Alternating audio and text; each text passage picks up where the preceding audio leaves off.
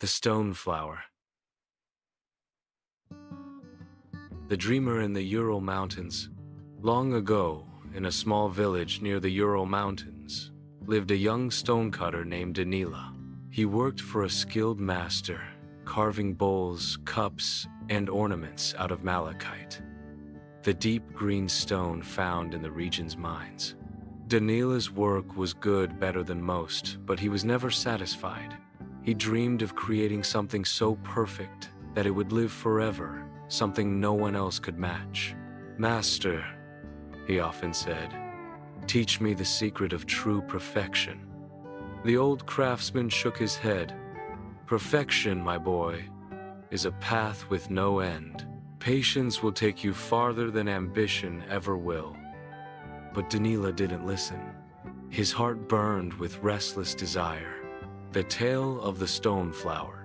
One evening, an old miner told Danila a tale whispered through generations.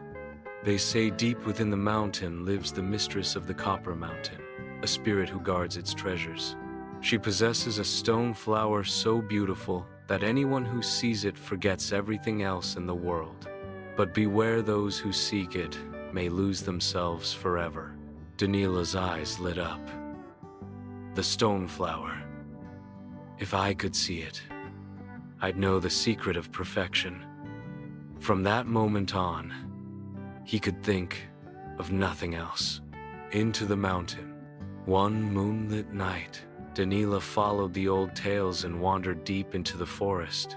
At the entrance of a hidden cave, he whispered, "Mistress of the Copper Mountain, show me your flower."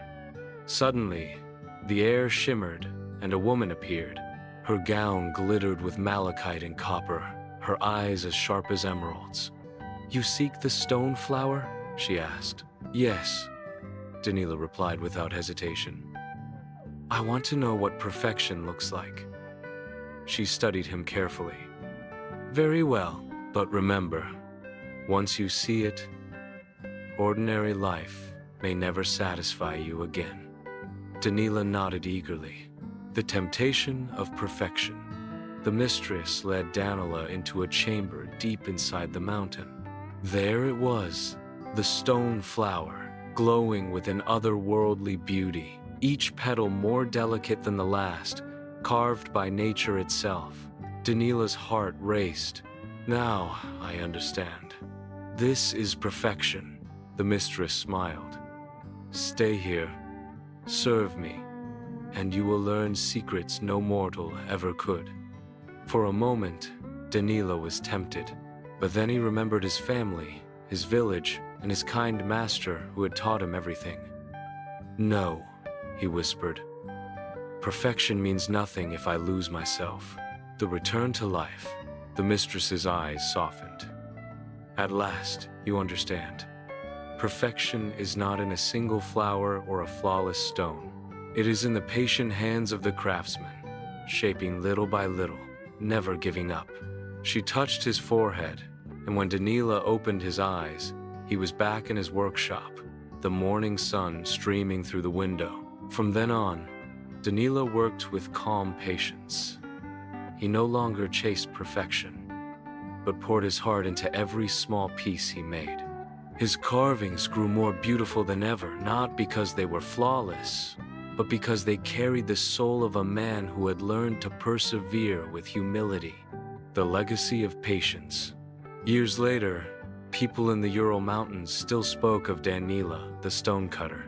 They said his bowl shone with the calm of forests, his cups with the strength of mountains, and his ornaments with the grace of rivers. Children would ask, "Grandfather, how did he learn such mastery?" And the old ones would answer, "Danila learned that perfection is not found in a single flower, but in the patient work of a lifetime.